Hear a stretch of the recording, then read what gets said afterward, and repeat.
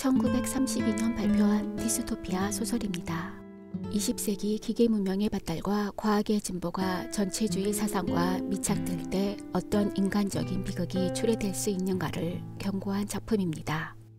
헉슬리는 과학 발전의 역사를 보고 약 600년 후 미래의 멋진 신세계와 같은 세상이 올 거라고 생각하고 이때를 배경으로 잡았습니다. 오웰의 1984가 디스토피아의 공포와 기만이 지배하는 세계를 그렸다면 헉슬리의 멋진 신세계는 욕망과 말초적인 자극이 지배하는 세계를 그리고 있습니다. 말하자면 오웰은 책을 읽지 못하는 세계를 경고하였으며 헉슬리는 책을 읽지 않는 세계를 경고하고 있습니다. 멋진 신세계 작품 속으로 떠나보겠습니다. 대전쟁 이후 거대한 세계 정부가 들어서면서 모든 인간은 인공수정으로 태어났습니다. 아이들의 양육과 교육은 전적으로 국가가 책임지고 태어나기 이전부터 어떤 삶을 살지 결정되어 있습니다. 사람들은 알파, 베타, 감마, 델타, 엡실론 계급으로 나뉘고 알파 계급은 사회 지도층에 속하는 엘리트로 베타 계급은 행정 업무를 맡는 중상층, 감마 계급은 하류층, 델타와 엡실론은 몇 가지의 고정된 유전자 타입을 가지고 고의적으로 작은 키, 추한 외모, 지적장애를 유발한 채 태어나 단순 노동을 담당하며 사회의 부푼 취급을 받습니다. 모든 인류는 태아 시절부터 조건반사와 수면 암시 교육으로 자신의 계급에 맞는 세뇌의 교육을 받습니다. 하지만 그 세뇌라는 것이 완전하지 않아 버나드나 헬름 홀츠는 따돌림을 당하고 사회에 불만을 가지기도 합니다. 영화나 포르노에서 촉감까지 생생하게 느낄 수 있는 오락수단의 촉감 영화가 여가 생활의 하나입니다. 모든 성애는 기본적으로 자유롭습니다. 7살짜리 아이들이 성놀이를 통해 성에 대해 학습하지만 정해진 파트너와만 섹스를 하는 것과 섹스를 통해 아이를 낳는 것은 감히 생각할 수 없고 추잡하다고 생각합니다. 왜냐하면 사람은 서로가 서로에게 속해 있다는 사상이 진리이기 때문에 연애나 결혼 및 가정은 사람을 독식하는 반인륜적 행위로 여겨지기 때문입니다. 문명인에게는 소마라는 일종의 마약이 주어지는데 이것을 복용하면 인간이 느낄 수 있는 최고의 행복과 안정감을 줍니다. 이곳에서는 공산제 대량 생산의 고환자 헨리 포드를 신적 존재로 받아들이고 있습니다. 태생부터 신체 조건을 조작해 신분을 만들고 그 신분에 맞추어 직장을 배분하기 때문에 원하는 지위에 오르지 못해 좌절할 일이 없습니다. 하위 계급도 학대나 착취를 당하지 않고 소마도 배고받고 있어서 불만이 없습니다. 모든 물자는 철저하게 통제되어 생성되고 배분됩니다. 모든 오락수단은 자유롭게 즐길 수 있으며 결혼과 연애는 없어지고 섹스는 자유롭습니다. 그러나 이런 사회에 불만을 가진 사람들이 나타나고 세계 정부는 이런 사람들을 줄여 섬에 보내 특정 사상을 이야기하지 못하게 합니다. 버나드 마르크스는 우연히 문명사회가 정착하지 못한 야만인 거주구역으로 가게 되고 야만인 존을 만나게 됩니다.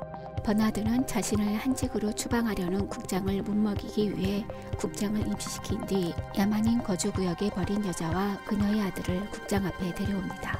이 세계에서는 임신, 출산, 어머니, 아버지 등의 개념은 추잡하고 더러운 것으로 취급되고 있습니다. 이 야만인 거주구역은 인디언의 문화를 보존해둔 지역이었습니다. 야만인 존은 문명사회에서 이미 사라진 세익스피어 등의 문학작품을 읽어왔습니다. 그는 아버지의 나라인 문명사회를 동경하여 그들을 따라와 무스타파 문두 총통과 논쟁을 벌입니다. 하지만 야만인 존은 문명사회에 적응하지 못하고 결국 자기가 살던 곳의 방식으로 고행을 하다 구경거리가 되는 걸 견디지 못해 자살로 생을 마감합니다. 같이 따라온 존의 어머니 린다는 문명세계로 돌아왔다는 기쁨과 자신의 잃어버린 세월을 한탄하다 소마를 과다 복용해 마약에 취해 있다 생을 마감합니다. 글쎄요, 난 이곳에서 당신들이 누리는 그런 거짓된 가짜 행복을 느끼기보다는 차라리 불행해지고 싶은데요. 멋진 신세계 소설 제목은 윌리엄 세익스피어의 희곡 템페스트의 한 구절을 인용했습니다.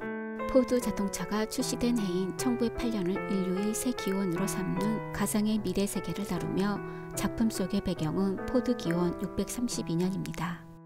이 소설은 세계 1차 대전 직후인 1932년에 발표되어 극도로 발전한 기기 문명이 철저히 통제하는 계급사회의 비극을 보여줍니다.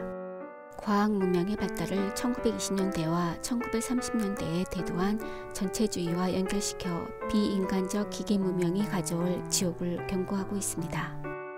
올더스 헉슬리는 생물학자 토마스 헨리 헉슬리의 손자로 이튼 학교를 졸업하고 의학도가 되려 했으나 망막염을 앓고 3년간 맹인으로 지낸 경험으로 의사의 꿈을 꺾고 옥스퍼드 대학에서 영문학을 공부했습니다.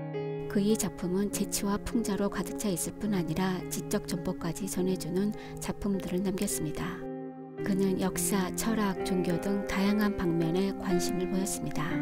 대학생 시절부터 문학계에서 기대받는 유망주로 평가받고 있었으며 소설가가 된 것은 20대 후반이었습니다. 집안 연줄로 첨단시설로 지어진 화학공장에 사무직으로 취직했는데 화학공장의 전경이 멋진 신세계에 영감을 주었습니다. 대표적 작품으로는 크롬 옐로우, 연애대입법, 가자에서 눈이 멀어, 원숭이와 본질, 멋진 신세계 등이 있습니다. 오늘의 3가지 문제입니다. 첫 번째, 멋진 신세계는 과학 문명의 발달로 태어날 때부터 모든 것이 정해져 있습니다. 이렇게 모든 것을 통제할 수 있는 사회로 설정한 이유를 무엇이라고 생각하나요? 두 번째, 계급이 낮으면 낮을수록 그에 따라서 산소를 더 적게 공급합니다. 포스터가 말했습니다. 가장 먼저 영향을 받는 기관은 두뇌였다. 다음으로 뼈대, 정상적인 수준의 산소 가운데 75%만 공급을 받으면 난쟁이들이 태어난다. 이러한 일들이 어떻게 가능하다고 생각하나요? 낮은 계급의 사람이 불평을 하지 않는 이유는 무엇이라고 생각하나요? 세 번째, 현재는 과학기술의 발전이 고도화되고 있습니다. 우리는 무엇을 견지하고 무엇을 추구하며 살아야 한다고 생각하나요?